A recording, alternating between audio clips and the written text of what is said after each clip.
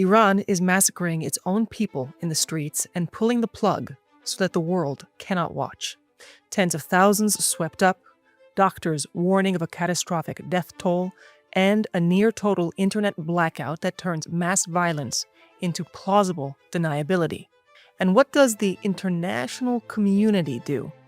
Well, 3 weeks in, the UN Human Rights Council is finally convening an emergency session, armed with the kind of draft language that tyrants love: respect sovereignty, urge restraint, request cooperation, promise more investigation, as if the regime will investigate itself. Meanwhile, Iran actually sits on the Council's advisory committee. This isn't only an Iran story, it's yet another stress test of the post-1945 world order. Can the UN protect human life? Or is it once again a stage for selective outrage and deep concern, while bodies pile up? Persians in Iran, Kurds, Druze, and other minorities in Syria. As the Middle East edges toward a tipping point, we're living through what happens when global governance is optimized for process, but not for results. Let's talk more about it. I'm Ilana Maisel-Diamant, and this is Basic Law.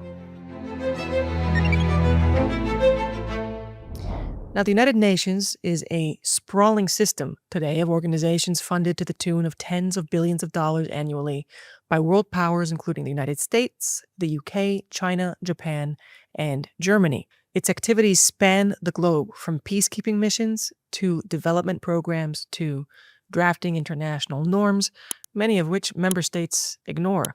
But in 1945, the primary mission was simple, and that was to prevent catastrophe through collective security. Now, the kernel of the UN Security Council was Roosevelt's four policemen idea, where the US, the UK, the Soviet Union, and China would enforce peace in their spheres.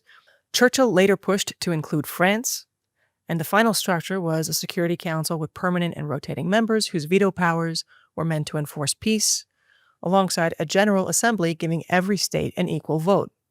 In its infancy, the UN reflected Western consensus. Then, decolonization flooded the General Assembly with new states, many aligned with the Soviet bloc or the non-aligned faction that often acted as a counterweight to democratic interests. Over time, voting blocs formed that could pressure the very Western powers funding the institution. So, in its quest for peace, the UN was built to be policed by rival superpowers and give voice to the national preferences for the entire global rainbow. But when member interests diverge, paralysis and selective enforcement repeat with deadly consistency. Rwanda, 1994. The UN pulled peacekeepers out as the genocide started. More than 800,000 people were slaughtered, despite warnings from the commander of the UN Assistance Mission for Rwanda about weapons, stockpiles, and impending violence. Requests to intervene were denied by the UN. In Srebrenica, 1995, peacekeepers stood by while more than 8,000 Muslim men and boys were executed in what the UN had declared a safe area. Syria, Russia and China used their vetoes repeatedly to block sanctions and humanitarian aid while hundreds of thousands died.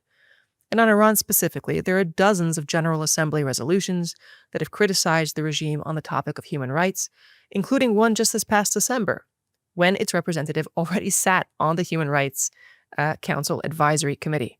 Now, that resolution lauds Iranian cooperation with various parts of the UN and then condemns the widespread and systemic use of arbitrary arrests, targeted repression of women and girls, and the criminalization of dissent. The full resolution is actually a pretty neat preview of what was to come barely a week after it was issued. Nowhere is the gap between words and results clearer than the UN's 2-decade nuclear process with Iran. Starting in 2006, the Security Council passed resolution after resolution. Sanctions Iran maneuvered around. The 2015 deal normalized enrichment and promised containment, which, of course, did not happen. After the U.S. withdrew in 2018, Iran violated any limits that had previously been accepted, and by October 2023, enriched uranium exceeded the deal's limits by 22-fold. By May 2025, Iran's stockpile of 60% enriched uranium topped 400 kilograms, just below weapons grade, and enough for multiple nuclear weapons if further enriched. After 2 decades of serious concern and sanctions, Iran was still closer to a bomb than ever. And we all know what made the difference. In June, a joint American-Israeli strike hit nuclear facilities, setting the nuclear program back up to several years, according to some reports. Now, to be fair, the current protests were sparked by economic pressure, caused by sanctions reimposed by the Security Council, targeting Iranian enrichment and prohibiting ballistic missile use. We shall soon see what their ultimate effect has been. Let's talk for a minute about the bias inherent in this body, and here we're going to tread some familiar ground because Israel is the natural example. In 1975, barely 30 years after the Holocaust and less than 30 years after the UN recognized the state, the General Assembly passed Resolution 3379, Zionism is Racism. That remained UN doctrine for 16 years until repeal in 1991. But the pattern of discrimination continued. Consider that since 2006, Israel has faced more condemnations at the Human Rights Council than Syria, Iran, North Korea, and Russia combined. It's the only country with a permanent agenda item, meaning automatic targeting at every session, and the General Assembly also continues the imbalance. Last year alone, Israel received 15 critical resolutions versus 11 for the entire rest of the world. And then there's UNESCO. In 2016, UNESCO resolutions referred to the Temple Mount only by Islamic names, put the Western Wall in quotation marks, and labeled Rachel's tomb and the Cave of the Patriarchs as Palestinian sites, erasing Jewish and Christian ties. Even UNESCO's own Director General warned that denying any of the Jewish, Christian, or Muslim traditions undermines the integrity of the site.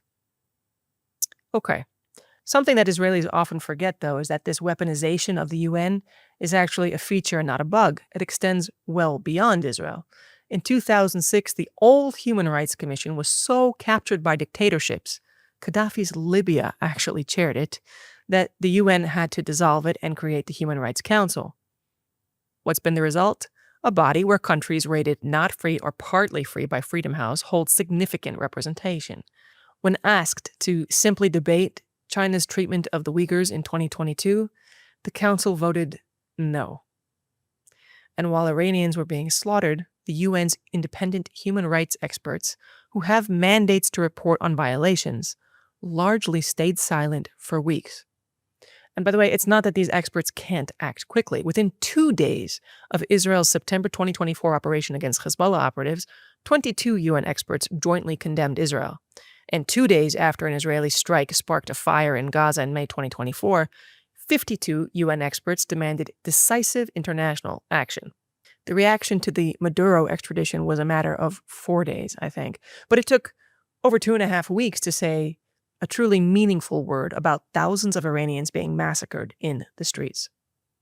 Now, these disparities reveal selective moral outrage backed by competing interests of member states and rival members of the Security Council. It's hardly a formula for world peace and perhaps even the driver of additional conflict. Now, while the UN debates, Iranians pay the price. Security forces are using live ammunition. They've raided hospitals to arrest the wounded. There are verified reports describing forces finishing off injured people on the streets and in medical facilities. The head of Iran's judiciary was publicly quoted as calling for swift trials and executions, saying, "If we want to do something, we must do it quickly. If it becomes late, 2 months, 3 months later, it doesn't have the same effect." Protesters have been charged with waging war against God. It's a capital offense. Where are our vaunted international institutions? Where is the free world? Now, the UN was supposed to prevent atrocity through collective action. Instead, it's become a stage for performative condemnation. Strong words when politically convenient, silence when action is costly. In the name of including all voices, the West is legitimizing regimes that view human life as disposable.